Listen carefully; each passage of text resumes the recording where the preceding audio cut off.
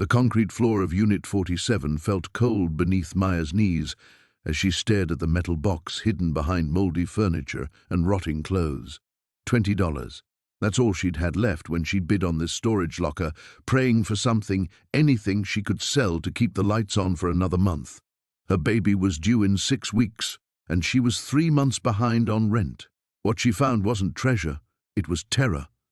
Inside the rusted lockbox lay photographs, documents, and evidence of murders that had gone unsolved for 30 years. Murders committed by men who were now judges, senators, and CEOs, men with everything to lose. Maya's hands trembled as she realized the previous owner hadn't abandoned this unit. He'd been silenced. Now her phone was buzzing with calls from unknown numbers. Black cars had started following her home. And the woman at the grocery store who'd been asking about her pregnancy? She'd just spotted her again, watching from across the parking lot. How far would powerful men go to bury the past, and could one broke, pregnant woman survive long enough to expose the truth? Before we jump back in, tell us where you're tuning in from, and if this story touches you, make sure you're subscribed because tomorrow I've saved something extra special for you. Maya's breath came in short gasps as she crouched in the dim light filtering through the storage facility's fluorescent bulbs. The baby kicked hard against her ribs as if sensing her panic. She fumbled with shaking hands to close the metal box, but not before glimpsing another photograph that made her stomach lurch. A young woman, maybe 19, with terrified eyes and rope burns around her wrists. The auction had seemed like divine intervention 3 hours ago. Maya had arrived at Sunset Storage with her last $20 bill folded in her pocket, hoping against hope that some forgotten unit might contain something valuable. Furniture she could sell, electronics that still worked, jewelry someone had overlooked. Anything to buy her another week. The auctioneer had barely glanced at Unit 47. Mostly clothes and old furniture, he'd announced, cutting the padlock with bolt cutters. Do I hear $10? No one else had bothered to bid. Maya's timid voice calling out 20 had echoed in the empty hallway. The other bidders had moved on to more promising units, leaving her alone with her desperate purchase. She'd spent the first hour sorting through water-damaged clothing and broken furniture, finding nothing but mold and disappointment. The baby had been restless, making her back ache as she bent and straightened, moved boxes, searched for anything of value.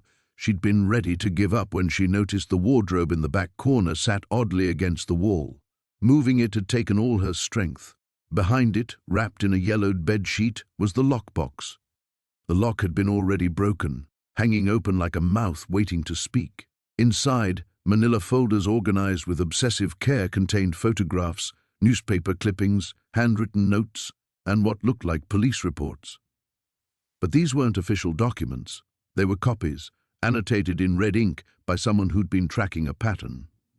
5 women, all young, all found murdered between 1991 and 1994, all cases that had gone cold despite promising leads. Maya had recognized 2 names from the files immediately: Detective Richard Hawthorne, now Chief of Police, and Assistant District Attorney Marcus Fleming, who just announced his run for governor. The handwritten notes told a different story than the official reports. Someone had been investigating these men, building a case that connected them not just to the murders, but to a network of corruption that reached into every level of local government. Dates, locations, witness statements that had never been filed, evidence that had mysteriously disappeared. At the bottom of the box, a letter addressed to whoever finds this explained everything. The writer, a private investigator named Thomas Chen, had been hired by one victim's family when the police stopped investigating. What he'd discovered had cost him everything: his license, his marriage, his life. "They're watching me now," the letter concluded. "I won't live to see justice done, but maybe someone else will have the courage to finish what I started." Maya had Googled Thomas Chen on her phone. Missing since January 2003. His body had been found 3 months later in the river, death ruled as suicide. Now, sitting in the storage unit with the weight of 3 decades of secrets in her lap, Maya understood why. These weren't just cold cases. They were buried truths that powerful men had killed to protect, and she'd just become the only person alive who could expose them. Her phone buzzed again. Unknown number. She let it go to voicemail, but the sound made her realize how exposed she was. The storage facility would have records of who'd bought which unit. If someone came looking for Thomas Chen's research, they'd find her. Maya struggled to her feet, her pregnant belly making every movement awkward. She needed to get out of here, needed to think, needed to figure out what to do with information that could either save her financially or get her killed. Outside, car doors slammed in the parking lot. The rusty padlock gave way with a satisfying snap, and Maya's heart hammered as she rolled up the metal door. Sunlight streamed into the 10 by 12 space, illuminating years of accumulated dust motes dancing in the air. The smell hit her first, mothballs, old leather, and something faintly sweet that made her stomach lurch. "Congratulations on your win," called out Jerry, the auctioneer, already moving toward the next unit. "You've got 24 hours to clear it out." Maya nodded absently, her attention fixed on the contents before her. Cardboard boxes were stacked floor to ceiling along the back wall, some sagging with age and moisture damage. A few pieces of furniture lurked in the shadows, a dining table with one leg shorter than the others, a rocking chair with a torn seat, and what looked like an old armoire that had seen better decades. She pulled out her phone's flashlight and stepped inside, immediately regretting wearing flip-flops as something crunched under her feet. Glass, maybe, or just ancient debris. The baby kicked, as if sensing her unease, and Maya placed a protective hand over her belly. "Let's find something valuable in here, little one," she whispered. "Mama needs a miracle." The first few boxes contained nothing but disappointment. Yellowed linens that fell apart at her touch, romance novels from the 80s with warped pages, and a collection of ceramic figurines that someone had apparently cherished but held no resale value. Maya's optimism began to deflate like a punctured balloon. The armoire drew her attention next. Its dark wood finish was scratched and faded, but the craftsmanship looked solid. Maybe an antique dealer would be interested. She tugged at the doors, expecting them to swing open easily, but they were locked. A small keyhole sat just below the handles. Maya ran her fingers along the top of the armoire, hoping the previous owner had been the type to hide spare keys in obvious places. Nothing. She tried the dining table's single drawer, empty except for dead bugs and dust bunnies. The rocking chair yielded nothing but a broken spring that jabbed her palm when she searched beneath the cushion. Frustration mounting, she returned to the boxes. Time was money, and she had neither to waste. The baby kicked again, more insistently this time, and Maya paused to catch her breath. The morning sickness that supposedly ended with the first trimester had been making surprise appearances lately, especially when she was stressed, which was constantly. In the corner, partially hidden behind a stack of boxes, she spotted something that made her pulse quicken. A small jewelry box sat on a shelf, its surface inlaid with what looked like mother-of-pearl. Even if the contents were costume jewelry, the box itself might be worth something. Maya carefully lifted it down, surprised by its weight. The lid opened smoothly, revealing a red velvet interior and a tiny ballerina that no longer spun. But tucked into the ring slots was something that made her breath catch, a small brass key. Her gaze flew back to the armoire. The key slid into the lock like it was meant to be there, turning with a soft click that seemed unnaturally loud in the confined space.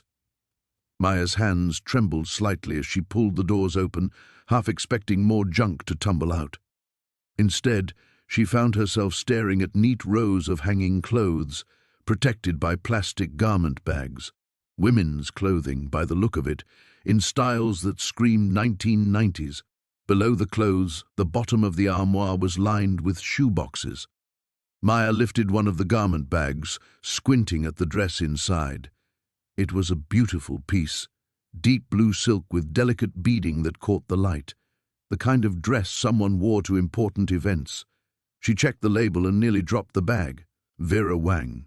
Even 20-plus years old, it might still have value. Energized, She knelt awkwardly and pulled out one of the shoeboxes, expecting to find designer heels to match the dress. Instead, the box was filled with photographs, hundreds of them, some loose and some in albums. Maya lifted a few, studying the faces of strangers at parties, weddings, family gatherings. One photo made her pause. A young woman with dark hair and laughing eyes stood next to a man in a tuxedo. The woman wore the blue dress Maya had just discovered. They looked happy, in love, the way Maya had once imagined she and Derek would look at their own wedding. She was about to put the photo back when something about the man's face nagged at her. She'd seen him before, but where? Maya held the photo closer to the light, studying his features more carefully. Recognition hit her like a physical blow. She knew that face, not personally, but from newspapers, from news reports, from the kind of coverage that follows certain types of people, rich people, powerful people, the kind of people who made headlines when they disappeared. Maya's hands began to shake as she reached for another photo, and another, each one confirming what she hoped was just her imagination playing tricks. But imagination couldn't explain what she found at the bottom of the box, a driver's license that should have been reported missing 23 years ago. The manila envelope felt heavier than it should have as Maya drove back to her cramped studio apartment, her hands trembling on the steering wheel. The storage unit contents sat boxed in her back seat. Old furniture she might be able to sell, vintage clothes that could fetch something online, and that damned envelope that made her stomach churn every time she glanced at it in the rearview mirror. She'd almost thrown it away 3 times during the 20-minute drive home. Almost pulled over and tossed it in a dumpster behind a gas station. Almost convinced herself that whatever was inside wasn't her problem. But $20. Her last $20 had bought her this mystery, and she couldn't afford to waste anything that might have value. The apartment building's hallway reeked of cigarettes and boiled cabbage. Mrs. Chen's television blared through thin walls as Maya climbed the stairs, each step making her lower back ache. At 7 months pregnant, everything hurt. Her feet, her joints, her pride. Inside her studio, she set the envelope on the fold-out table that served as both dining room and desk. The space was barely 400 square feet, a Murphy bed that didn't quite fold all the way up, a kitchenette with a refrigerator that wheezed, and a bathroom so small she had to turn sideways to close the door. In 2 months, this would somehow need to accommodate a baby. Maya made instant coffee with tap water she heated in the microwave and sat down to face whatever Harold Winston had hidden away. The envelope's seal had loosened over the decades. Inside, she found a stack of black and white photographs, each one making her coffee taste more bitter. The first photo showed a young woman, maybe early 20s, with dark hair and a bright smile. She was sitting on what looked like a dock, legs dangling over the edge, wearing a sundress that suggested the picture was taken in summer. Someone had written Linda to July 1987 on the back in careful script. The next photos told a different story. Linda wasn't smiling anymore. Her face was bruised, one eye swollen shut. The photos were taken in what appeared to be a basement or garage, harsh overhead lighting casting sharp shadows. Linda's hands were bound behind her back. Maya's breath caught as she flipped through the remaining pictures. They documented something horrible, methodical, Linda's condition deteriorating, her eyes growing more desperate, more resigned. The final photograph showed only a shallow grave in sandy soil next to what looked like a lake or large pond. Beneath the photos was a folded newspaper clipping, yellowed and brittle. The headline read, "Local woman missing after date." The article was dated August 15, 1987, from the Millbrook Gazette. Linda Hastings, 23, had vanished after going out with someone she'd met at a bar. Her car was found abandoned near Crater Lake. Police suspected she'd fallen in and drowned, but her body was never recovered. Maya's hands shook as she read the article twice, 3 times. Linda Hastings hadn't drowned. Someone had taken these photographs as trophies, kept them all these years in a storage unit that Harold Winston had been paying for.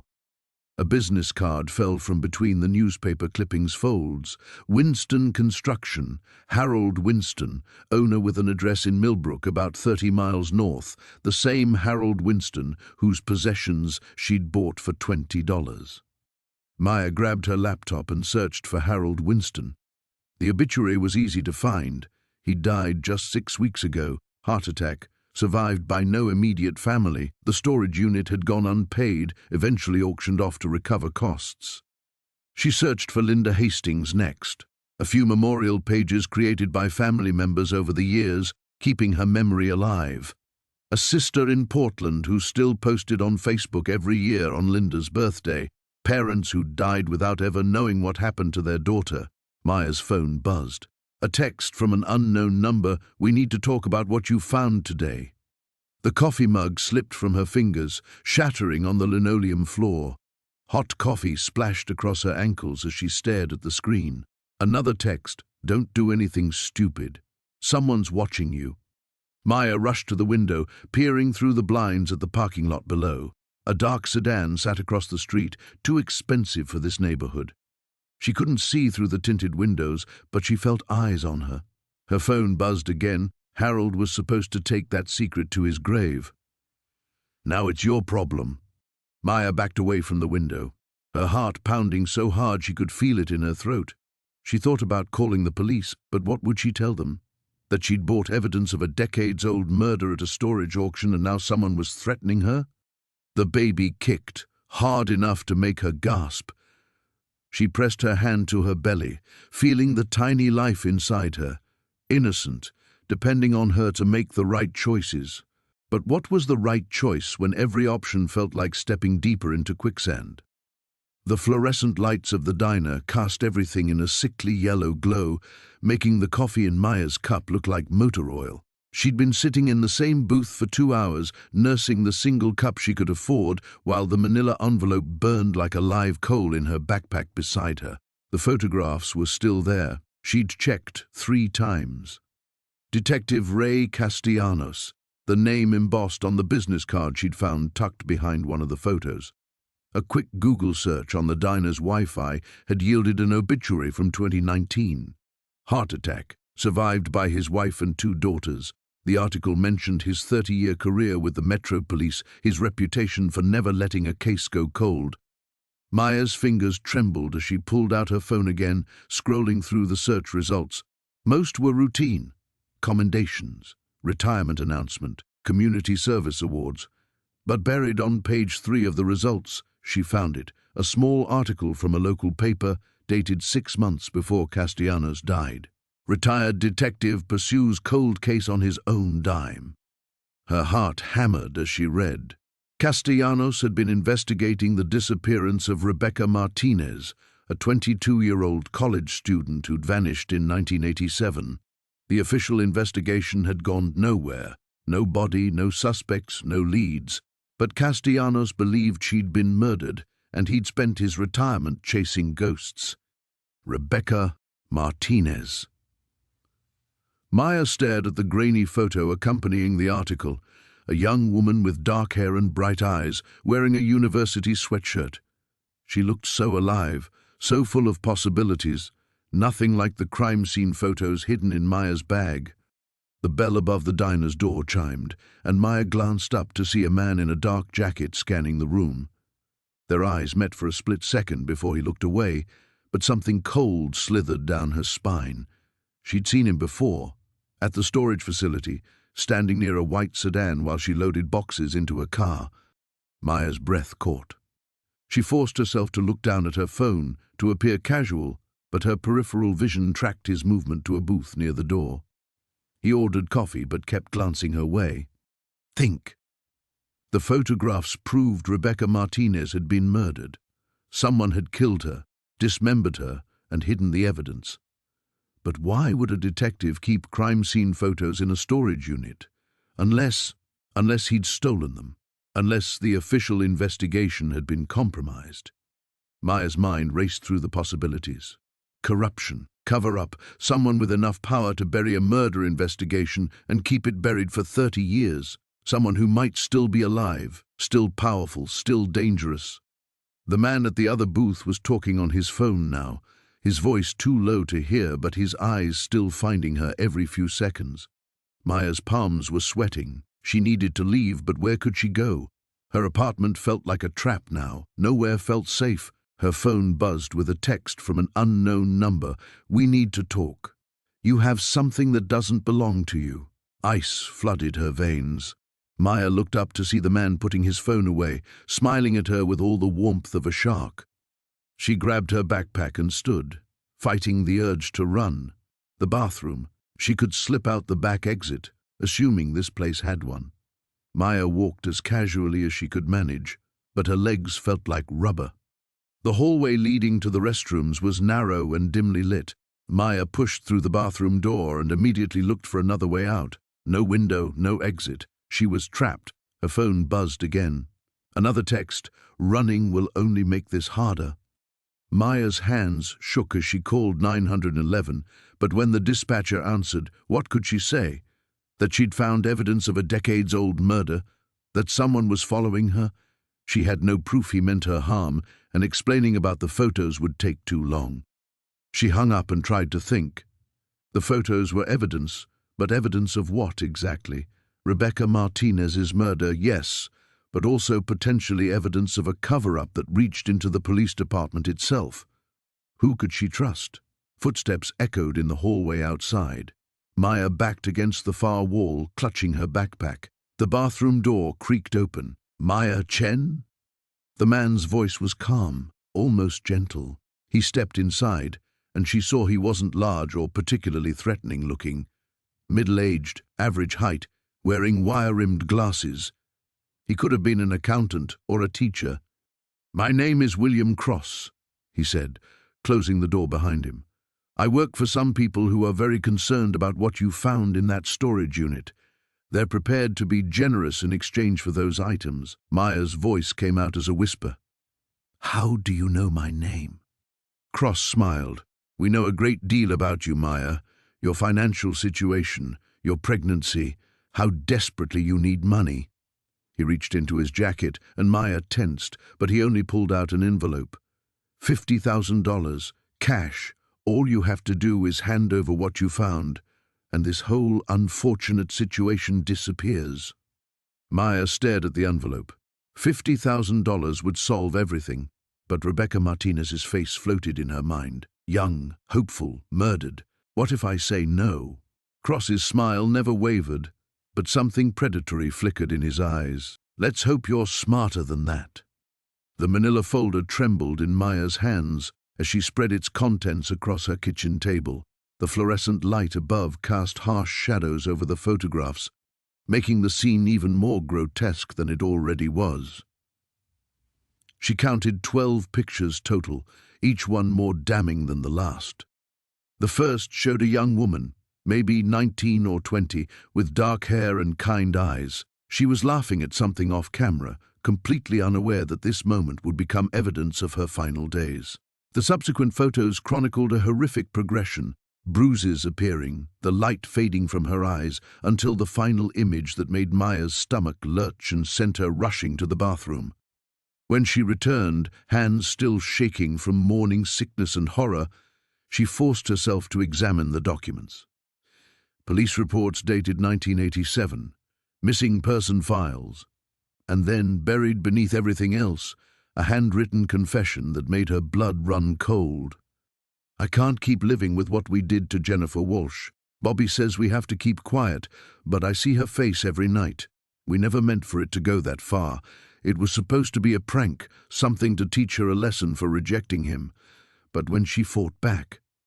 The confession was signed Eddie Kovac and dated 3 weeks after the last police report. Maya's heart hammered as she realized what she was holding. This wasn't just evidence of a crime. This was proof of a murder that had been covered up for over 3 decades. She grabbed her laptop and searched for Jennifer Walsh. The missing person case had made local headlines in 1987. Jennifer was a college freshman who disappeared after leaving her dorm to meet someone she'd been seeing. Her body was never found. The case went cold after 6 months. Maya's fingers flew across the keyboard, searching for Eddie Kovac and anyone named Bobby from that time period. What she found made her sink back in her chair. Edward Kovac had died in a car accident just 6 months after writing the confession. The accident report was brief, clinical, single-vehicle crash, rainy night, possible mechanical failure. But it was the other name that made her breath catch. Robert Bobby Chen had gone on to become a successful businessman. His photo smiled back at her from a dozen charity gala pictures and business journal articles. He owned half the commercial real estate in the county and had recently announced his candidacy for mayor.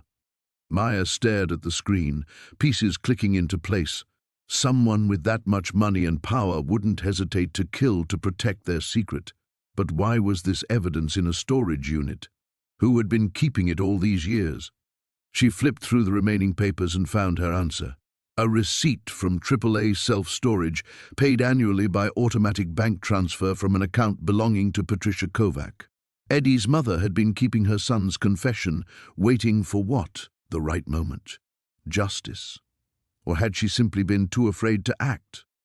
The obituary Maya found confirmed her suspicion. Patricia Kovac had died 3 months ago. Her death had triggered the storage unit auction when the payments stopped. Maya's phone buzzed. Unknown number. Stop digging, or your baby won't live to see daylight. Her hands went protectively to her stomach as fear shot through her like ice water. They knew where she lived. They knew she was pregnant. How long had they been watching her? She grabbed the evidence and stuffed it back into the folder, her mind racing. She couldn't go to the police. Bobby Chen probably had connections there. Even if he didn't, who would believe her? A desperate, pregnant woman with a criminal record versus a pillar of the community running for mayor. But she couldn't just ignore this. Jennifer Walsh deserved justice. And now Maya was trapped in the same web that had killed Eddie Kovac 35 years ago. Another text arrived. Bring everything to the old Riverside warehouse. Pier 7. Come alone. 1 hour.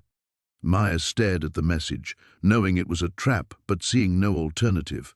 If she ran, they'd hunt her down. If she stayed, they'd come for her. At least at the warehouse she might have a chance to negotiate. She photographed every document with her phone and uploaded them to a cloud storage account, then composed an email to 3 different reporters with instructions to open the files if anything happened to her. It wasn't much protection, but it was something. As she prepared to leave, Maya caught sight of herself in the hallway mirror. Pale, frightened, but determined. She'd gambled her last $20 on that storage unit hoping for a miracle. Instead, she'd found a nightmare. But maybe, just maybe, this nightmare could become someone else's. If she was smart enough to survive the next few hours, she grabbed her keys and headed into the night, carrying evidence of murder toward what might be her own execution. Maya's hands trembled as she spread the photographs across her kitchen table, each image a window into a nightmare from 30 years ago.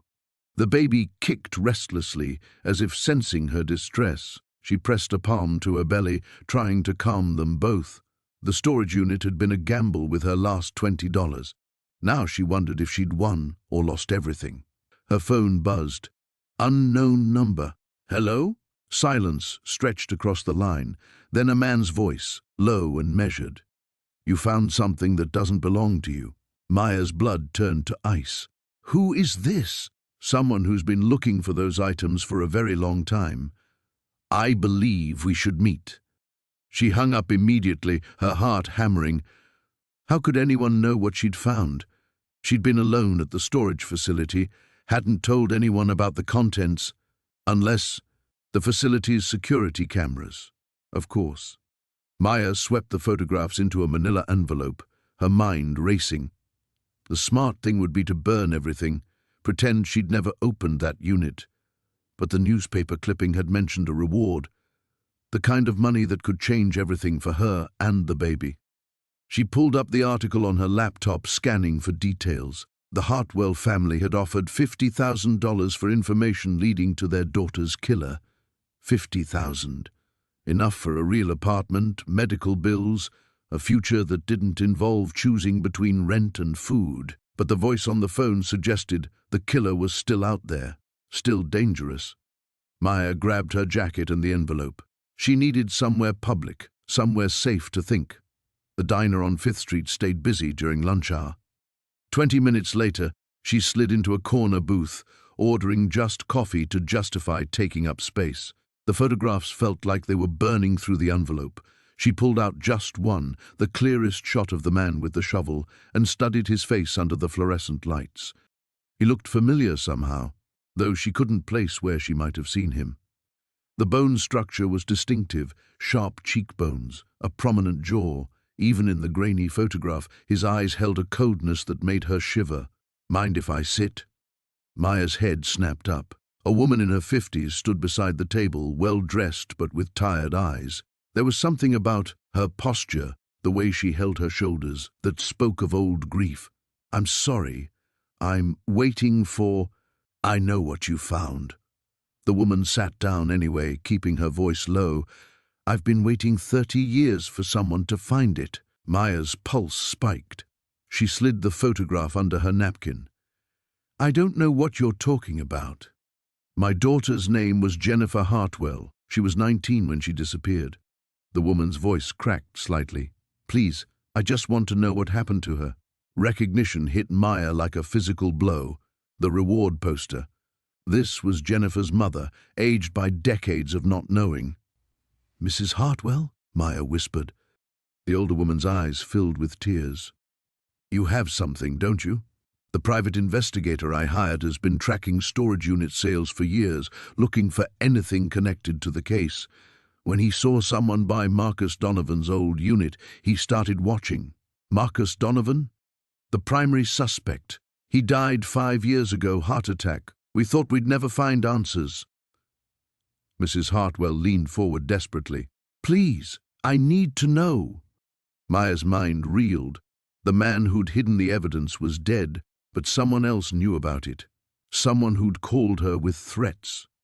"Mrs. Hartwell, you need to leave. Now." Maya glanced around the diner, suddenly feeling exposed. "Someone else is looking for this evidence, someone dangerous. I don't care about danger. I've lived in hell for 30 years. Maya understood that kind of desperation. She pulled out her phone, scrolling to the photo she'd taken of the reward article. "This number, is it still good?" "Yes, but—" "I'll call you tonight, from a different phone. But right now, you need to go, and so do I." Mrs. Hartwell gripped her hand. "You're going to help me?" Maya looked at the woman's tear-stained face, thinking about her own child growing inside her. What if something happened to her baby years from now? Wouldn't she want someone, anyone, to care enough to help? "I'm going to try." Her phone buzzed again. Same unknown number. This time, she didn't answer. Instead, she paid for her coffee and headed for the door, clutching the envelope tight. She had until tonight to decide whether to be a hero or a survivor. The trouble was, she wasn't sure she could live with herself either way. The motel room's fluorescent light buzzed overhead like an angry wasp as Maya stared at the newspaper clipping for the 100th time. The black and white photograph of Thomas Hartwell smiled back at her, the same face she'd seen in those vacation photos, but younger, more innocent. The headline screamed, "Local boy missing, family offers $50,000 reward." She traced her finger along the date, October 15th, 1987. 35 years ago. Maya's phone vibrated against the scarred nightstand, another unknown number. She'd stopped answering calls hours ago, but the voicemails kept coming. Heavy breathing, dial tones, one message that was just someone whistling a children's lullaby that made her skin crawl. The baby kicked, sharp and insistent against her ribs. "I know, little one," she whispered, rubbing her belly. "Mama's scared too." She needed help, but who could she trust? The police seemed like the obvious choice, but something held her back. If Thomas Hartwell had been murdered, and if the evidence in that storage unit pointed to his killer, then someone had spent decades covering it up. Someone with resources, someone who could make a pregnant woman disappear without a trace. Maya pulled out her laptop and searched for Thomas Hartwell again, this time digging deeper. The initial news reports were full of hope. Search parties combing the woods, volunteers posting flyers, his mother's tearful pleas on the evening news. But as weeks turned to months, the coverage dwindled, the trail went cold. Then she found something that made her blood freeze. A small article from 2 years after Thomas's disappearance announced that his father, Robert Hartwell, had been elected to the city council. Maya's hands trembled as she clicked through more links. Robert Hartwell's political career had flourished in the years following his son's disappearance. City council led to mayor, mayor led to state legislature. By 1995, he was a congressman. By 2010, he was a senator. Maya stared at the screen, showing Senator Robert Hartwell's official portrait. The same eyes as the boy in the photos, but harder now, shaped by decades in politics. If her suspicions were right, if those bloody clothes and jewelry belonged to Thomas, then someone had killed a future senator's son and never faced justice. The question was, who? A car door slammed in the parking lot below. Maya's heart lurched as she crept to the window and peered through a gap in the heavy curtains. A black sedan sat idling 3 spaces down from her beat-up Honda. The driver was a silhouette behind tinted glass, but she could feel eyes watching her window. Maya grabbed the evidence box and her few belongings, shoving everything into her backpack with shaking hands. She needed to move, needed to think, needed to find someone who would listen to her story without dismissing her as some desperate woman spinning fantasies. The emergency stairs creaked under her feet as she made her way down to the back of the building. The October air bit through her thin jacket, and she pulled it tighter around her growing belly. Her Honda was parked around front, but she couldn't risk walking past that sedan. Instead, she slipped through the shadows toward the 24-hour diner next door. The warm yellow light spilling from its windows felt like sanctuary, and the smell of coffee and bacon made her stomach growl. She hadn't eaten since yesterday.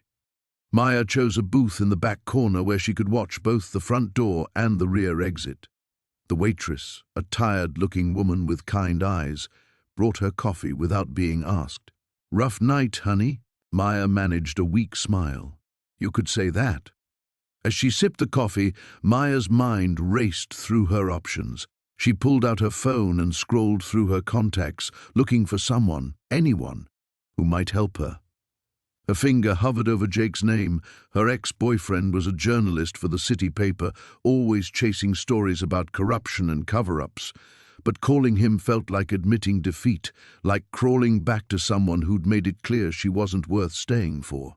Still, this was exactly the kind of story Jake lived for. Through the diner's front window, she saw the black sedan cruise slowly through the parking lot. The driver seemed to be searching, looking for her Honda. Maya ducked lower in the booth, her heart hammering against her ribs. The baby chose that moment to kick again, a reminder of what was at stake. This wasn't just about her anymore. She was carrying a life that depended on her making the right choices, and those choices were running out fast. Maya pulled up Jake's number and hesitated for one more moment. Once she made this call, there would be no going back. She'd be dragging him into whatever nightmare she'd stumbled into. But as the black sedan made another slow pass through the parking lot, she realized she was already past the point of no return. She hit call and waited for him to answer. The motel room's yellowed walls seemed to close in as Maya stared at the evidence spread across the sagging mattress. Detective Rodriguez's badge glinted under the harsh fluorescent light, positioned next to the manila folder that contained what looked like crime scene photographs from 1987. Her hands trembled as she picked up one of the images. A warehouse, police tape, body outlines chalked on concrete. She recognized the warehouse. It was 3 blocks from where she'd grown up. The baby kicked hard against her ribs, as if sensing her distress. Maya pressed her palm to her belly, whispering reassurances she didn't believe herself. Outside, tires screeched in the parking lot. She froze, listening. A car door slammed, followed by muffled voices. Maya quickly gathered the documents, shoving them back into the box. The photographs scattered as she moved too fast, and she watched Rodriguez's face stare up at her from a police academy graduation photo. He looked so young, maybe 25. According to the personnel file, he'd been promoted to detective just months before the warehouse murders. The voices outside grew louder. She caught fragments, saw her go in, and "can't let her." Panic seized her throat. Maya grabbed the box and her backpack, scanning the room for another exit. The bathroom window was too small, and the front door was the only way out. She was trapped. 3 sharp knocks echoed through the thin door. "Housekeeping," called a voice, but it was male and rough around the edges. No housekeeper she'd ever heard. Maya backed toward the bathroom, clutching the box. The doorknob rattled. She hadn't used the chain lock, a mistake that might cost her everything. The door opened slowly. A tall man in a maintenance uniform stepped inside, but his eyes were too alert, too calculating for someone changing towels. Behind him, she glimpsed another figure in the shadows. "Ma'am, you need to come with us," the fake maintenance man said, his hand moving to something concealed beneath his jacket. "I don't know what you're talking about." Maya's voice came out steadier than she felt. "The box. You have something that doesn't belong to you. This is my storage unit purchase. I have the receipt." Storage Unit 47 belonged to Detective Rodriguez. He's been dead for 15 years, but he had friends who've been looking for that evidence. The second man stepped into the room now, closing the door behind him. Maya recognized him immediately. Officer Kellerman from the police station, the one who'd been so interested in her storage unit discovery. "You know what's in there, don't you?" Kellerman asked, nodding toward the box. Photos, witness statements, phone records. Everything Rodriguez compiled before he got too close to the truth. Maya's mind raced. What truth? That some of us were making more money than our salaries provided. Rodriguez was going to expose the whole operation. Drugs, protection money, evidence tampering. But Rodriguez had an accident before he could file his report. An accident? Kellerman smiled, but it held no warmth. House fire. Terrible thing. Lost everything, including his backup evidence. Or so we thought. The baby kicked again, harder this time. Maya winced, and something shifted in the first man's expression. "Jesus, Kellerman, she's pregnant. We can't what? Let her walk away with evidence of 3 murders? Evidence that could put us in prison for life?" Kellerman's hand was definitely on a weapon now. "This ends here." Maya backed against the bathroom door. "I haven't told anyone. I don't even understand what most of it means." "You will. And even if you don't, there are other people who'd understand it perfectly. Federal agents who've been sniffing around cold cases looking for patterns."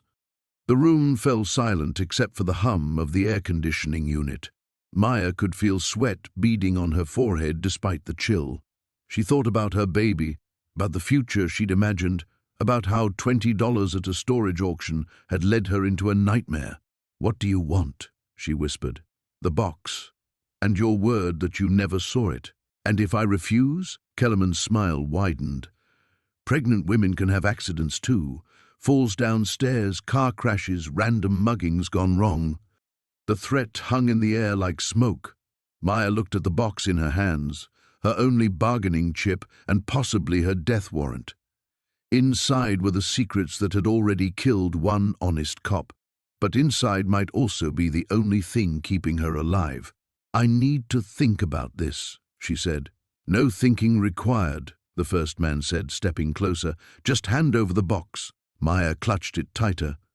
"And you'll let me go?" She was carrying the evidence of their crimes and witness to their threats. She'd become a liability the moment she opened Rodriguez's storage unit. Maya took a deep breath and made her choice. Her phone buzzed. Unknown number. "We need to talk." The voice was gravelly, unfamiliar. "You have something that belongs to me." Maya's hand tightened around the phone. "Who is this?" "Someone who's been very patient. But patience has limits, sweetheart. Meet me at the old Riverside Mill. 1 hour. Come alone and bring everything you found in that storage unit." The line went dead. Maya stared at the phone, her heart hammering against her ribs. The baby shifted inside her as if sensing her fear. She pressed a hand to her belly, trying to think through the panic that threatened to overwhelm her. She could run, take what money she had left, get in her car, and drive until the gas ran out. But where would that leave her? Still broke, still pregnant, still carrying a secret that someone was willing to kill for. And now they knew she existed. Or she could go to the police, Show them everything, but half the evidence pointed to Detective Morrison's involvement, and she had no way of knowing how deep the corruption ran. Trust the wrong person, and she'd end up like Sarah Chen, another inconvenient witness who'd met with an unfortunate accident. The Riverside Mill. She knew the place, an abandoned textile factory on the outskirts of town that had been shuttered for 20 years. Isolated, perfect for making someone disappear. Maya gathered the photographs and documents, her hands shaking as she stuffed them back into the envelope. She couldn't take everything, that would be suicide, but she needed to take enough to make the meeting convincing. She kept the most damning evidence, the photograph of Judge Harrison with the briefcase, and the ledger showing the pattern of payments. Everything else went into a manila envelope that she sealed and addressed to the FBI field office in Springfield. If something happened to her tonight, at least the truth would survive. The motel clerk barely looked up as she dropped the envelope in the outgoing mail slot. Maya walked to her car on unsteady legs, every shadow seeming to hide a potential threat. The engine turned over with a reluctant wheeze, and she pulled onto the empty street. The drive to Riverside Mill took 20 minutes through increasingly desolate countryside. Maya's headlights cut through the darkness, illuminating nothing but empty fields and the occasional abandoned farmhouse. She kept checking her rearview mirror, but saw no following cars. That should have been reassuring, but instead it felt ominous, like she was driving into a carefully laid trap. The mill loomed against the night sky, its broken windows like dead eyes staring down at her. Maya parked near the main entrance, her car's engine ticking in the sudden silence. She sat for a moment, gathering courage she wasn't sure she possessed. The front door hung open, creaking on rusted hinges. Maya stepped inside, using her phone's flashlight to navigate the debris-strewn floor. The air smelled of mildew and decay. Somewhere in the darkness, metal groaned against metal. "You came," the voice echoed from the shadows ahead. "Smart girl." Maya moved toward the sound, her light dancing across graffitied walls and broken machinery. In what had once been the main production floor, she found him. Frank Morrison stepped into her light, but he wasn't alone. 2 other figures flanked him, men she didn't recognize but whose predatory stillness made her skin crawl. "Detective Morrison." She kept her voice steady, despite the terror coursing through her veins. "I should have known. Should have minded your own business." His face was hard in the harsh LED light. That storage unit was supposed to stay sealed. Sarah Chen had specific instructions about that. "Before you killed her?" Morrison's laugh was cold. Sarah's death was unfortunate, but necessary. Just like this. Maya's hand moved instinctively to protect her belly. "I'm pregnant." "I can see that." No emotion in his voice. "Makes this messier than I'd like. But you've seen too much. I've made copies. If something happens to me—" "No, you haven't." Morrison stepped closer. "You're broke, desperate, probably haven't eaten a real meal in days. You don't have the resources for insurance policies. You're here because you're hoping to make a deal. Turn over the evidence, walk away with enough money to raise that baby." The terrible thing was, part of her had been hoping exactly that. Some naive corner of her mind had imagined negotiating her way out of this nightmare. The envelope, Morrison extended his hand. "Everything you took from the unit." Maya reached into her jacket, her fingers closing around the thin packet of remaining evidence. Once she handed it over, she was dead. They all knew it. But as her hand emerged from her jacket, it wasn't holding an envelope. The motel room felt like a trap waiting to spring.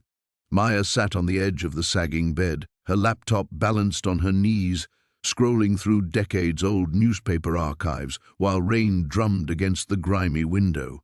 Every distant car engine made her heart race. Every footstep in the hallway sent her hand reaching for the baseball bat she'd bought at a gas station. 3 days had passed since she'd fled her apartment, and the pieces of Eleanor Whitmore's story were finally coming together. The society pages from 1987 painted a picture of a golden couple.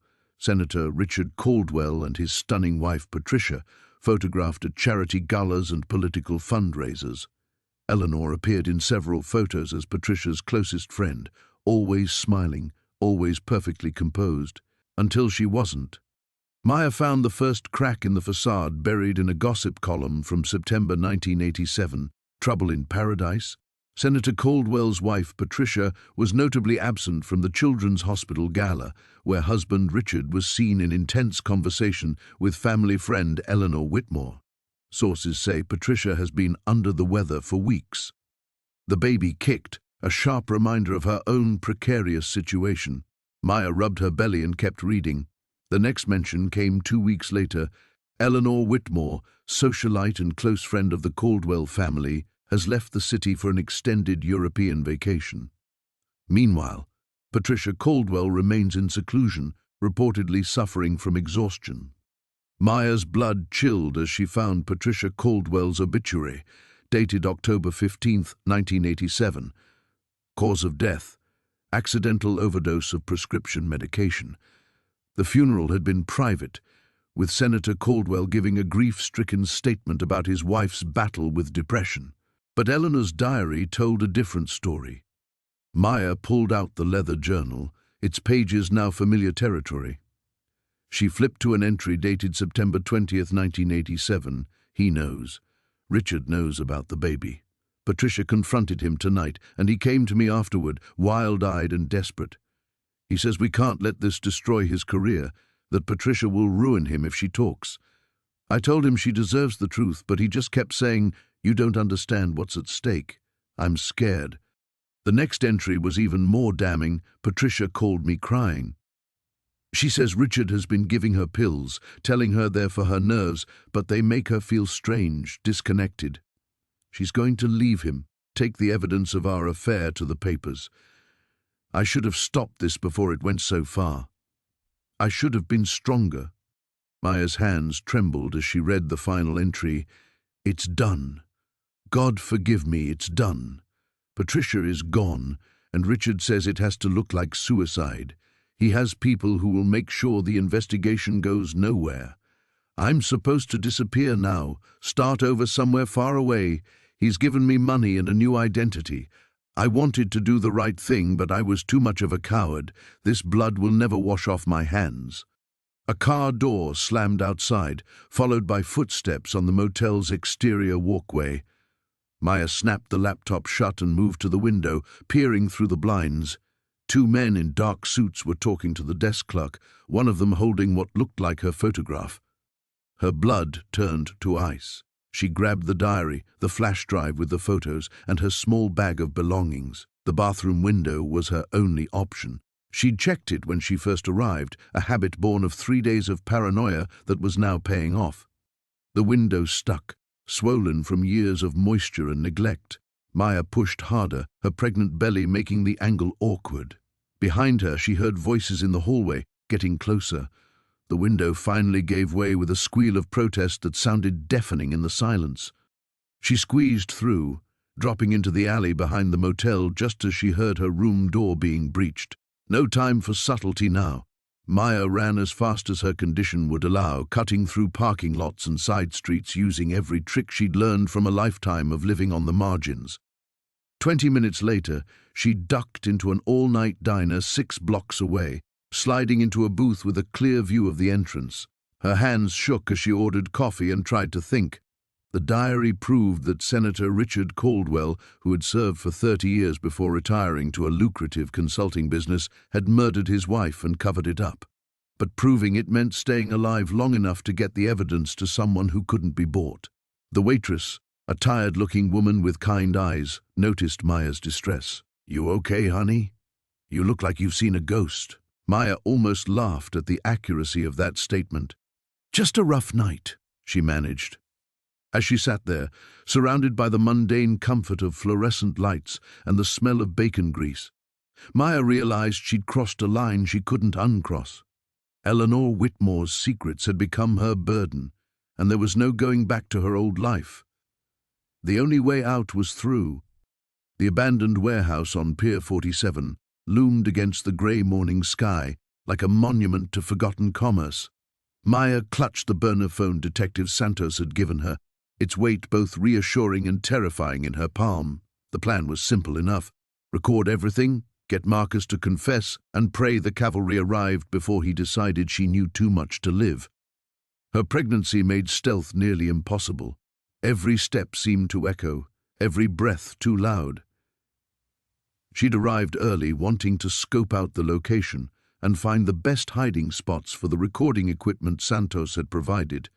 The warehouse's main floor stretched endlessly, broken only by rusted support beams and debris from decades of neglect. 20 minutes before the scheduled meeting, Maya heard the crunch of gravel outside. Her heart hammered as she ducked behind a concrete pillar, pressing herself against its cold surface. Through a grimy window, she watched Marcus emerge from a black sedan, followed by two men she didn't recognize. One was massive, his neck thick as a tree trunk.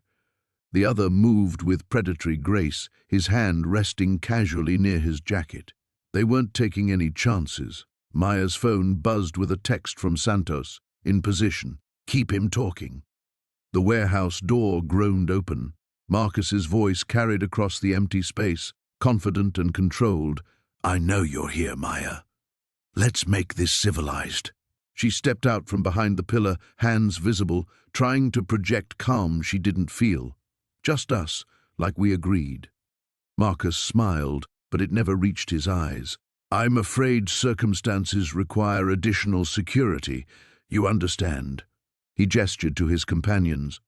After our last conversation, I realized you might need more convincing about the seriousness of our situation. What situation? Maya kept her voice steady. I told you I'd return everything, but you didn't, did you? Marcus began walking toward her, his footsteps echoing. You kept copies. Insurance, perhaps? Very smart, but ultimately futile. The baby shifted inside her, and Maya felt a flutter of movement that somehow strengthened her resolve. She was fighting for 2 lives now. I don't know what you're talking about. Marcus laughed, the sound harsh in the empty space. Please, you think we haven't been watching? Your little meeting with Detective Santos was quite touching.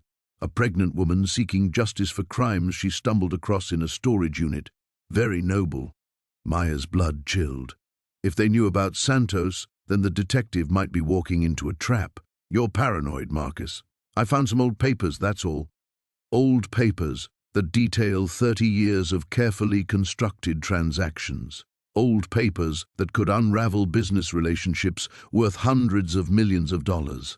His voice hardened. Old papers that could put me in prison for the rest of my life. Then maybe you should have been more careful about what you threw away. Marcus stopped walking, studying her with newfound interest. You know, I underestimated you. When my contact at the storage facility told me about the auction, about the pregnant woman who bought Ronald's old unit for $20, I thought it would be a simple cleanup operation.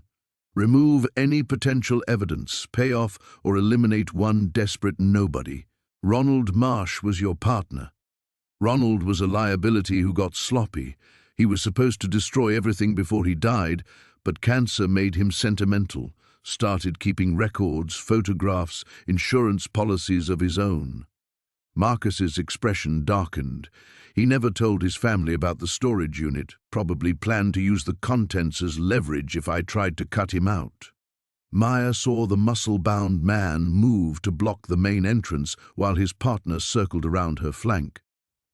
The warehouse suddenly felt much smaller. The photographs show you with Senator Harrison, with judges, with police commissioners, she said, hoping Santos was picking up every word. Money changing hands, documents being signed. How long has this been going on? Since before you were born, dear, and it will continue long after you're gone. Marcus nodded to his men. You've caused considerable inconvenience, Maya. The storage facility manager who called me about the auction had to be silenced. Detective Santos is being dealt with as we speak.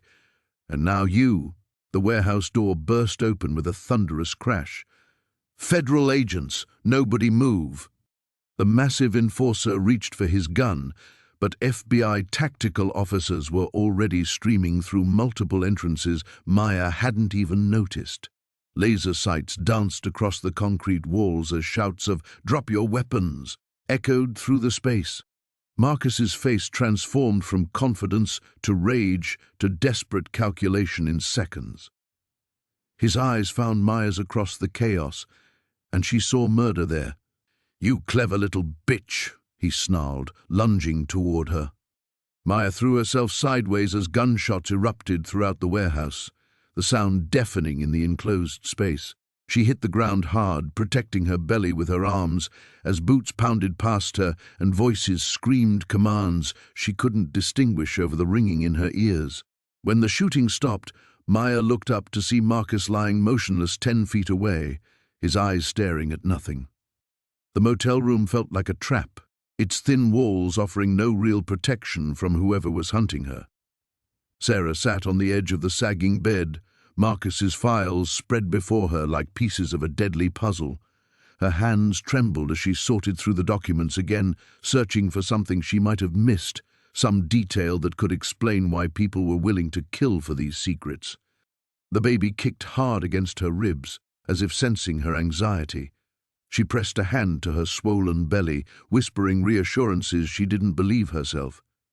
Through the grimy window, the parking lot remained empty except for a rusted pickup truck and her own stolen Honda. A knock at the door froze her blood. 3 soft raps, then silence. Sarah's breath caught in her throat as she stared at the door, willing herself to disappear. The knock came again, more insistent this time. "Sarah?" The voice was female, unfamiliar. "I know you're in there. We need to talk." Every instinct screamed at her to stay silent, but something in the woman's tone, urgent but not threatening, made her hesitate. She gathered the most crucial documents, stuffing them into her jacket. "I'm not here to hurt you," the voice continued. "My name is Detective Angela Martinez. I've been investigating the same case you stumbled into."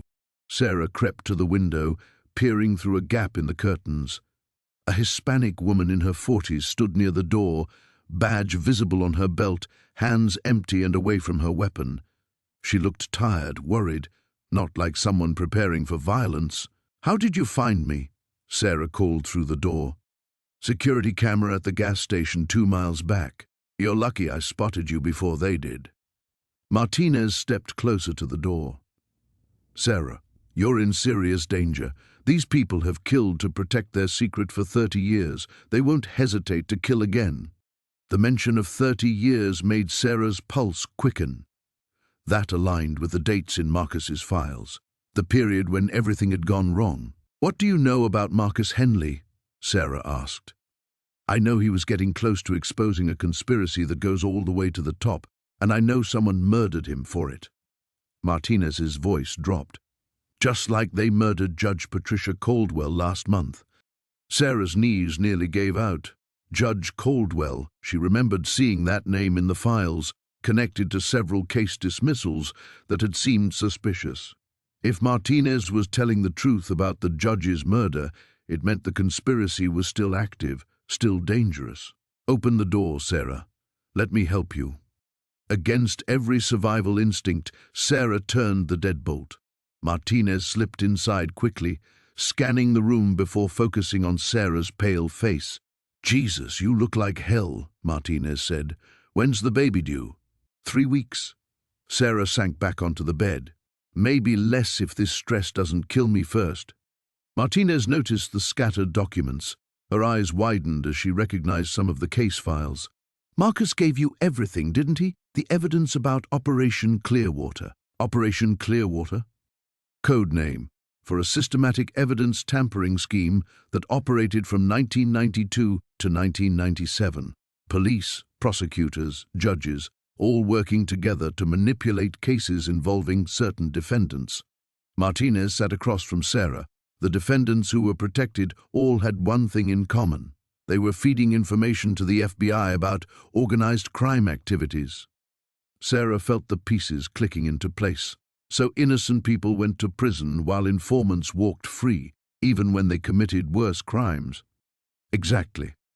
And when some of those innocent people died in prison, their families started asking questions. Marcus was building a case to expose the whole network when someone decided he was too dangerous to live. But why kill Judge Caldwell now? Why is this surfacing again after 25 years? Martinez's expression darkened. Because someone's been blackmailing the survivors, making them pay to keep their involvement secret. Judge Caldwell refused to pay, so they made an example of her. The implications hit Sarah like a physical blow, and now they think I'm going to expose them. The question is, what do you want to do with this information? Martinez leaned forward. Because once this goes public, there's no taking it back. Some very powerful people will go to prison. Others might decide that eliminating witnesses is their only option.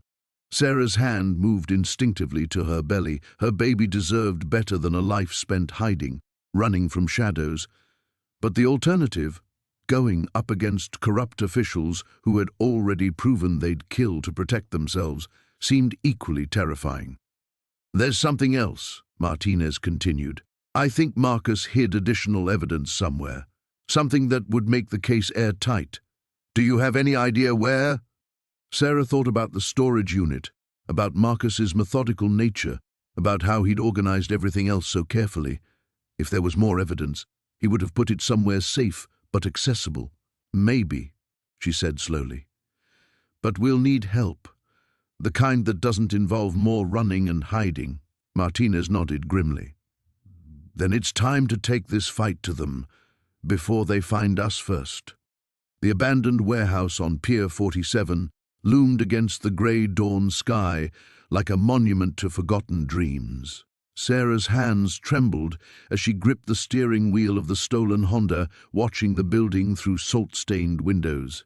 The baby kicked restlessly, as if sensing her fear. Marcus had been clear in his cryptic text, "Come alone, bring everything. 1 hour." She touched the flash drive in her jacket pocket, the weight of decades-old secrets pressing against her ribs. The photographs, the financial records, the audio recordings, everything that proved Judge Harrison's involvement in the Riverside murders was either in her possession or uploaded to Detective Chen's secure server. Insurance, Marcus had called it. But insurance policies didn't always pay out. The pier was deserted except for a few early morning joggers in the distance. Sarah killed the engine and stepped into the cold morning air, her breath forming small clouds that dissipated quickly in the wind. Each step toward the warehouse felt like walking deeper into a trap, but she had no choice. They had made that clear when they'd shown her the photos of her apartment building, her doctor's office, the coffee shop where she'd met Chen. The warehouse door stood slightly ajar, darkness yawning beyond the threshold. Sarah pushed it open and stepped inside, her footsteps echoing in the cavernous space. Shafts of pale light filtered through broken windows high above, illuminating dust motes that danced like ghosts. "You came." The voice emerged from the shadows near the far wall. Not Marcus, someone else. A woman with silver hair and predatory eyes that Sarah recognized from the society pages. Victoria Harrison, the judge's wife. "Where's Marcus?" Sarah's voice sounded smaller than she intended in the vast space.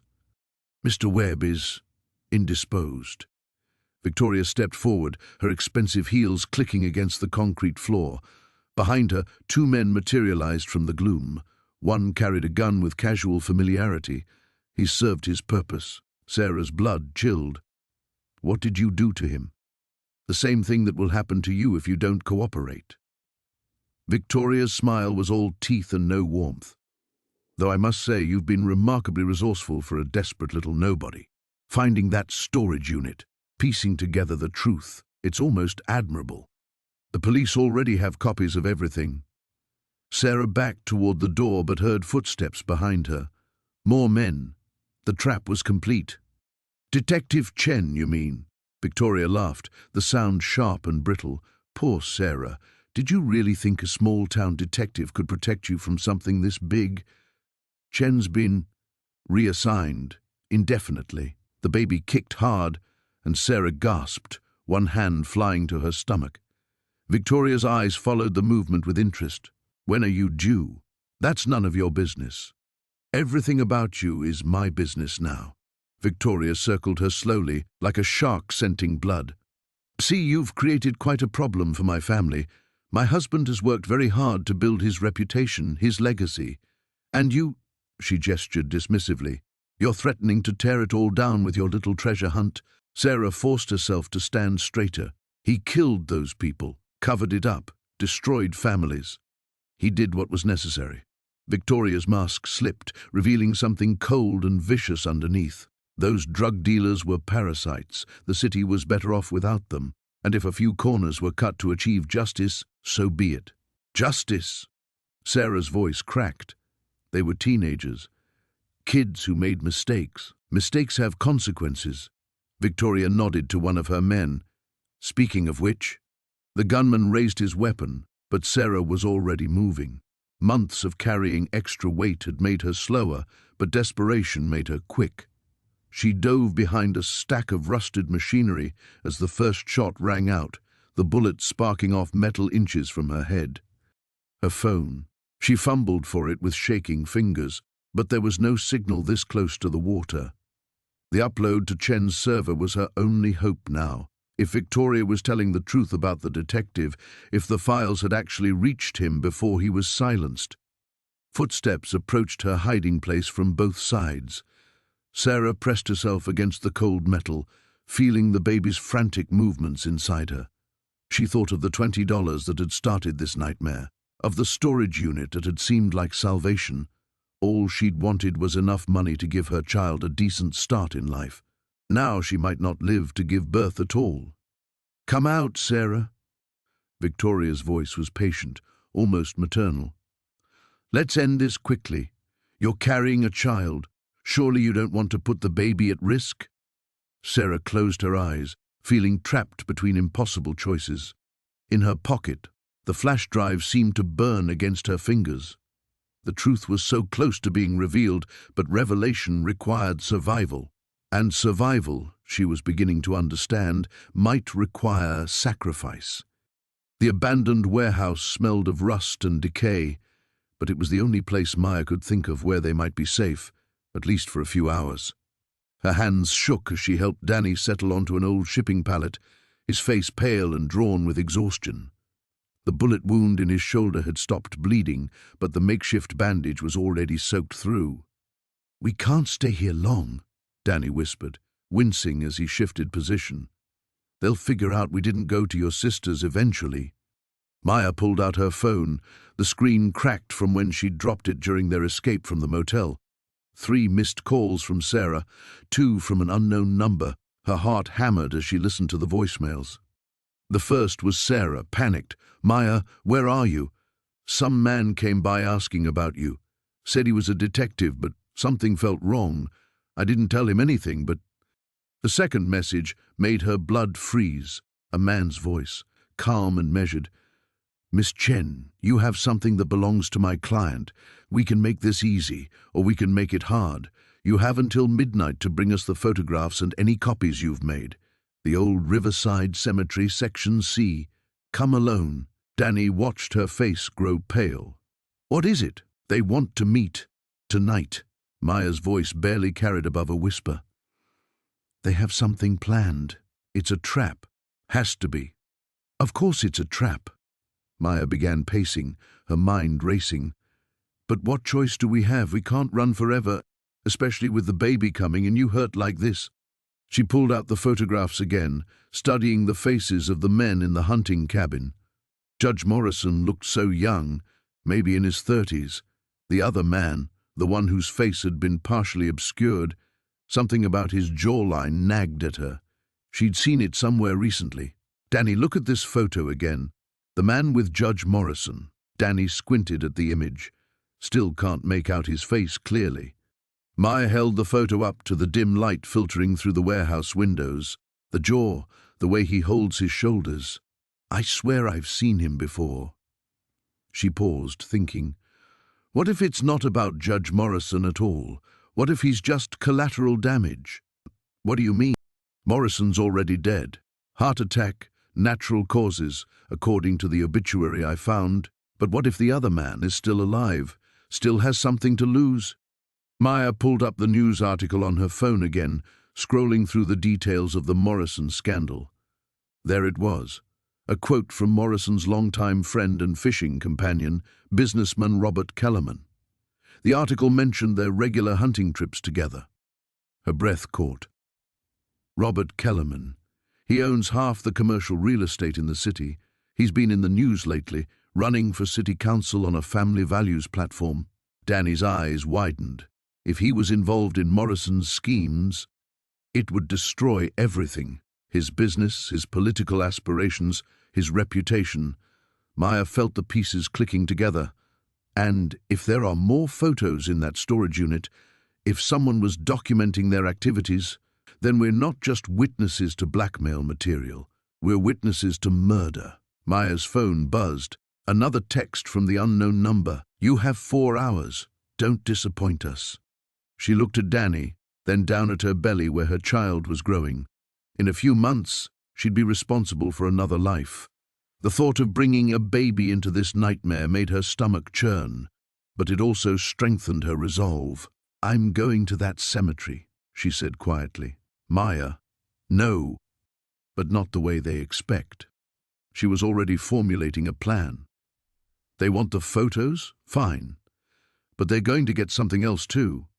She pulled up the contact information for the investigative reporter whose byline was on the Morrison articles, Lisa Hartwell. Maya's fingers flew across the cracked screen as she typed out a message, attaching the clearest photo. What are you doing?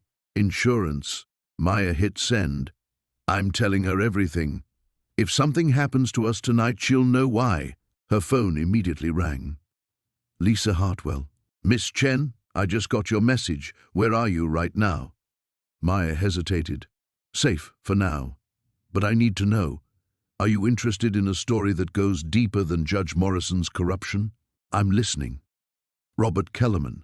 I have photographs that put him at the scene of Morrison's activities, and I think someone's willing to kill to keep them buried. There was silence on the other end. Then, can you get me copies of everything? If I survive the next few hours, yes. Where are you meeting them?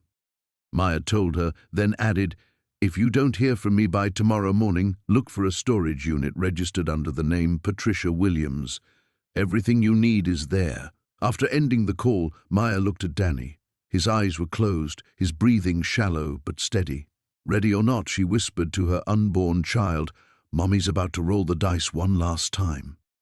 The cabin's floorboards groaned under Sarah's weight as she paced the small living room, her hand pressed against her swollen belly. Each kick from the baby felt like a countdown timer, reminding her that Detective Morrison's 48 hours were nearly up. Through the grimy windows, she could see Marcus checking the perimeter again, his silhouette moving between the pine trees like a restless shadow. Her phone buzzed. Morrison's name flashed on the screen. Tell me you have something, she answered. More than I bargained for. His voice was tight. I ran those names from the ledger through our cold case database. Sarah, this thing goes back 30 years. We're talking about at least 8 missing persons, all young women, all last seen in the warehouse district. Sarah's blood turned to ice. 8? That's just what I can confirm so far. The dates in that ledger correspond perfectly with the disappearances. But here's where it gets worse. 3 of the investigating officers from those cases are still alive, and one of them is now Captain Reynolds. The room seemed to tilt. Captain Reynolds had been the face of the department for the past decade, the man who'd stood before cameras promising justice for victims' families. You think he was covering it up? I think he was doing more than covering it up. I found his personal financial records from 30 years ago. Suddenly came into money right around the time these cases went cold. Someone was paying him to look the other way. Marcus appeared in the doorway, his expression grim. He'd obviously been listening. There's more, Morrison continued. I've been digging into Blackwood Industries' corporate structure. The warehouse where you found that unit, it's been owned by a shell company tied to them since the 80s. Sarah, I think you stumbled onto a crime scene that's been sealed away for decades. She closed her eyes, trying to process the magnitude of what they'd uncovered. What about the man who's been hunting us? Vincent Kane? That's where things get interesting. Kane doesn't exist in any official capacity, but I found references to him in some old confidential files. He's what they call a fixer, Someone who handles problems that can't be solved through legal channels. Word is, he's been working for the same people for 30 years. The baby gave another sharp kick, and Sarah winced. Morrison, I can't keep running. I'm 7 months pregnant. I'm exhausted, and A sharp crack from outside cut her off. Marcus was already moving, pulling the curtains closed and grabbing the rifle he'd positioned by the door. What was that? Morrison's voice crackled through the phone. I have to go. Sarah ended the call and followed Marcus to the window. Through a gap in the curtains, she could see a black SUV crawling up the dirt road toward the cabin. How did they find us? She whispered. Marcus's jaw was set in a hard line. Doesn't matter now. Back door. We're leaving. But as they moved toward the rear of the cabin, Sarah spotted another vehicle emerging from the tree line behind the property. They were surrounded. The crawl space, Marcus said, pulling up a section of loose floorboard near the kitchen. Get under there. I'm not leaving you. You're not leaving me. I'm buying us time. He pressed a small device into her hand, a GPS tracker. If something happens to me, Morrison will find you. The sound of car doors slamming echoed from the front of the cabin. Heavy footsteps on the porch. Sarah lowered herself awkwardly into the cramped space beneath the floorboards, her pregnant belly making every movement difficult. Marcus replaced the board above her just as the front door exploded inward.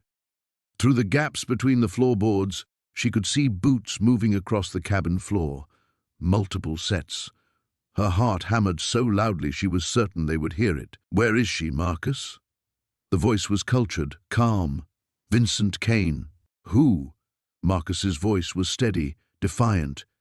Don't insult my intelligence. We tracked your phone to this area. Sarah Coleman has something that belongs to my employers, and they want it back. I don't know what you're talking about. There was a sound Sarah couldn't identify, followed by Marcus's sharp intake of breath.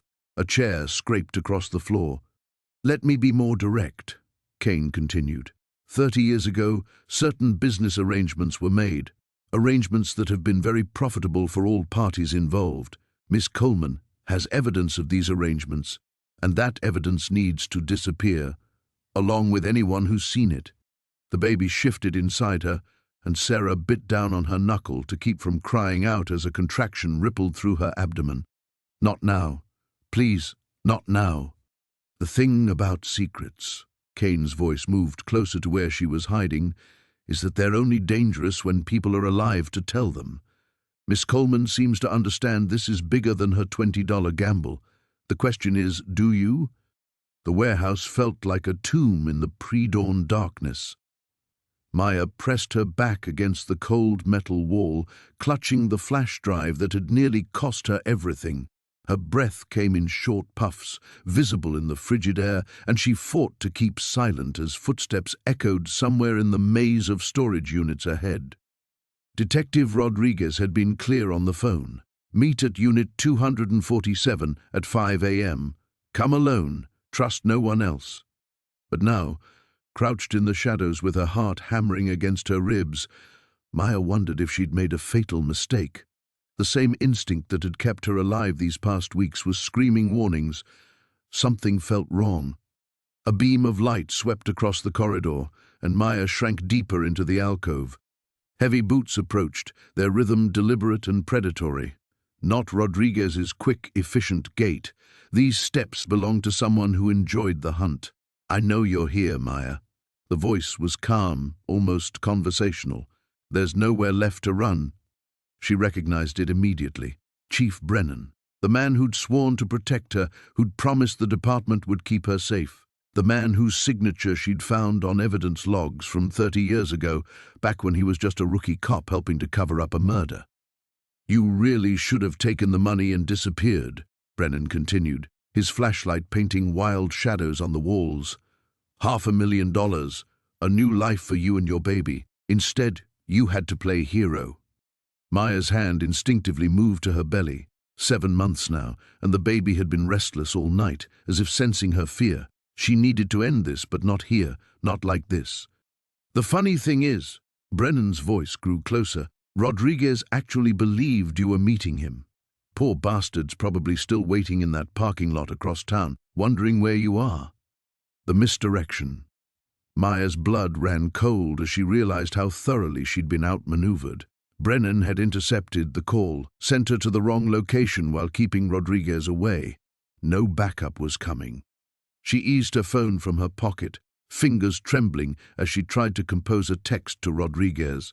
But the screen's glow was too bright, too visible. Before she could type a word, Brennan's light found her. There you are. Maya ran.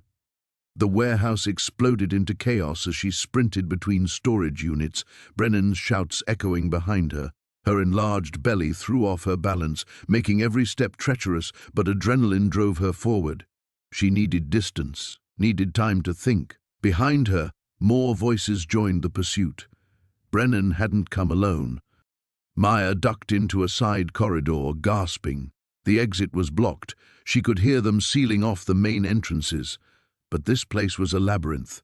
If she could reach the back loading dock, if she could find a way out. Maya, a different voice, one that made her freeze.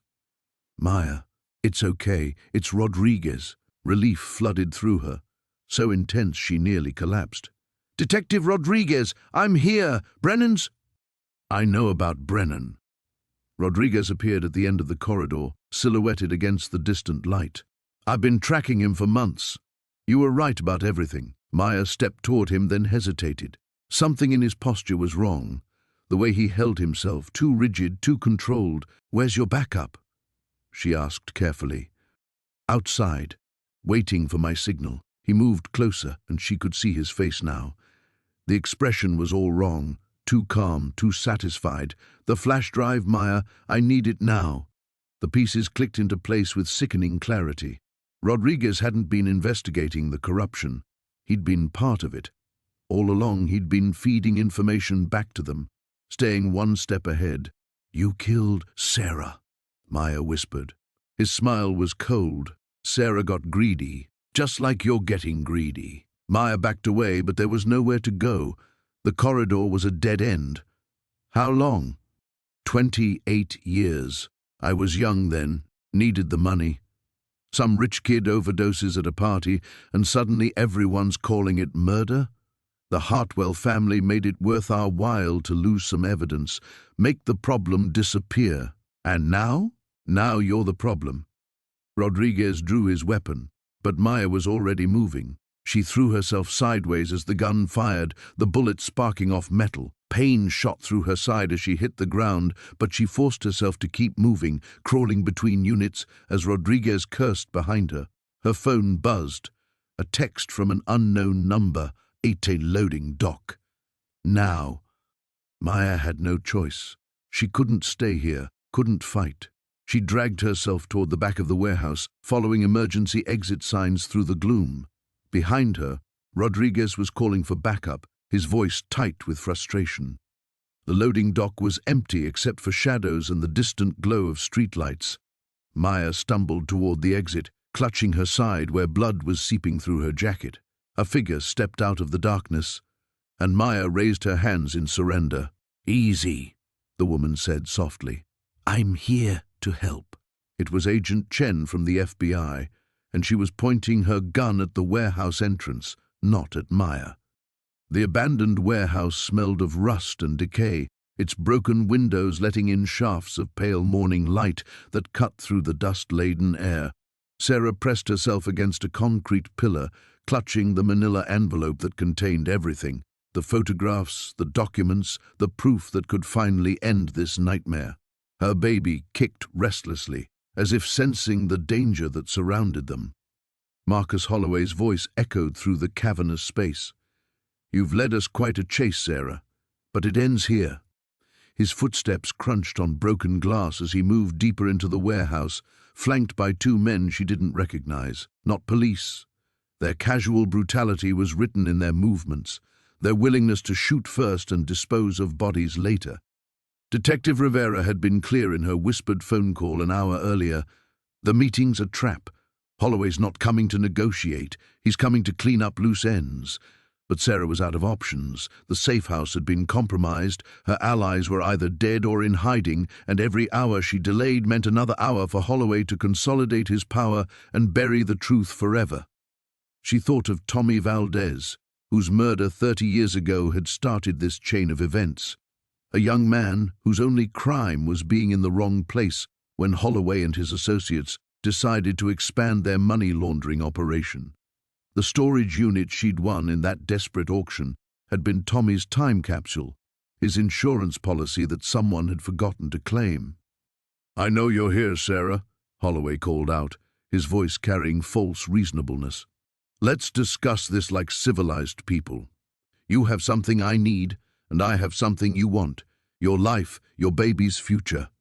Sarah closed her eyes, remembering her conversation with Maria Santos, Tommy's sister, 3 days ago. The woman had wept when Sarah showed her the photographs, her brother young and smiling, unaware that his life would be cut short by men who saw murder as a business expense. He was going to be a father, Maria had whispered.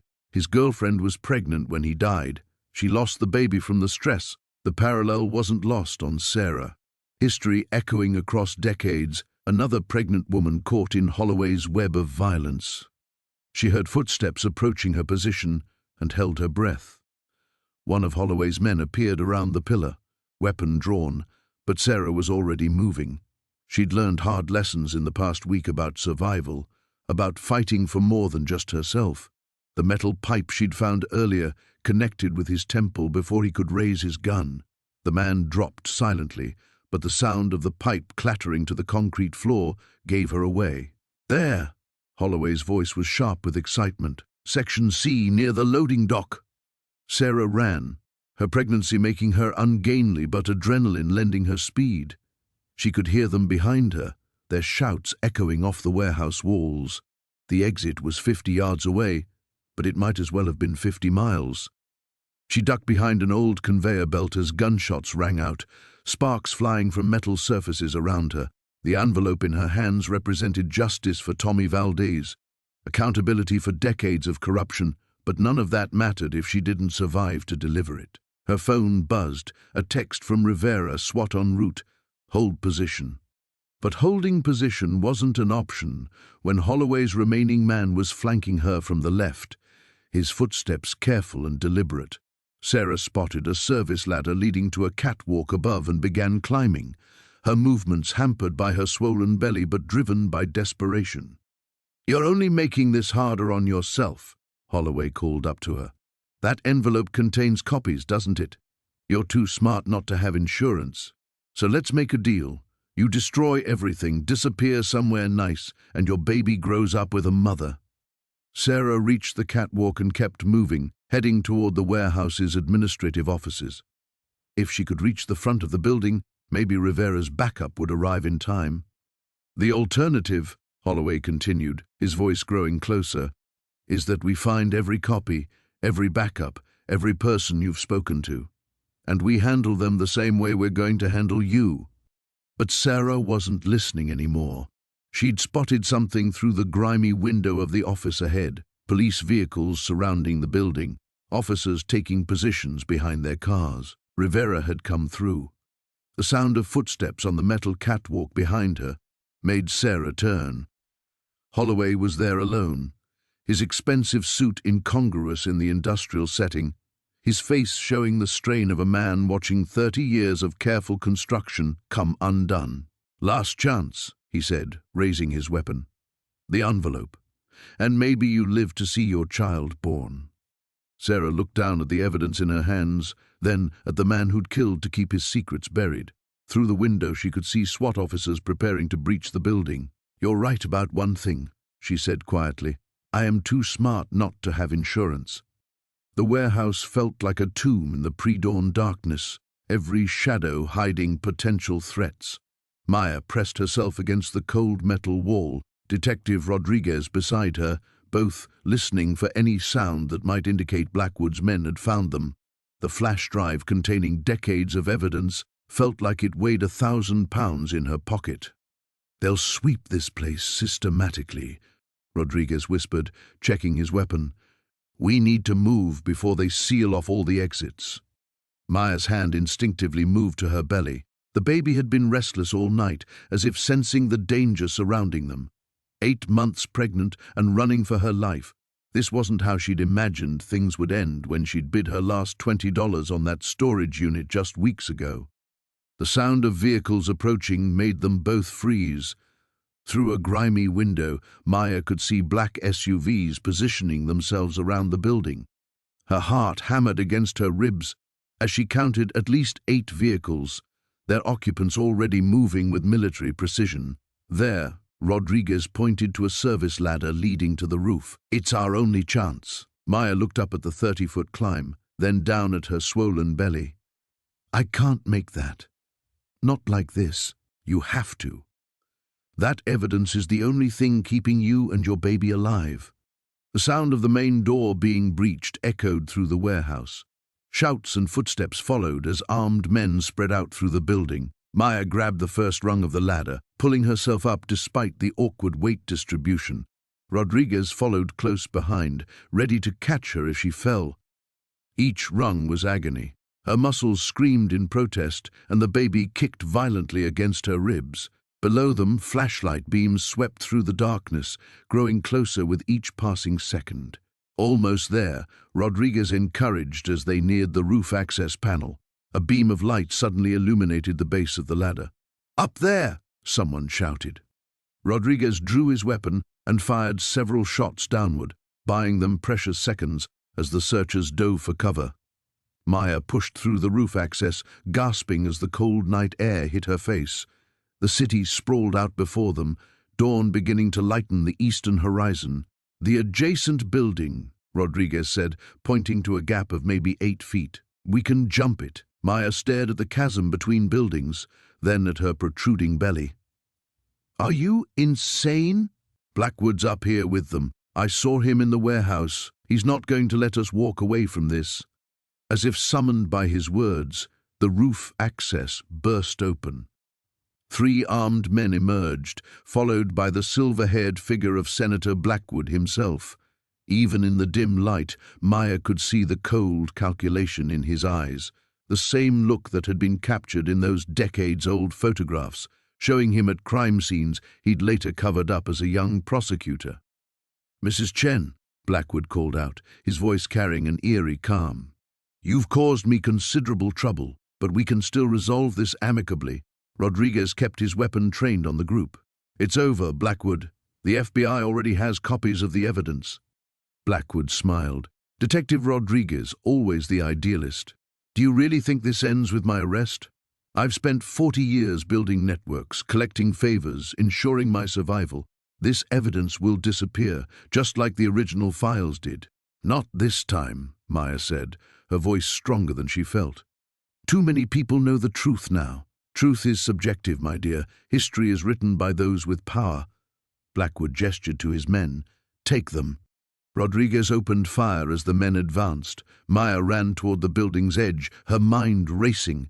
The gap to the next building was impossible in her condition, but staying meant certain death.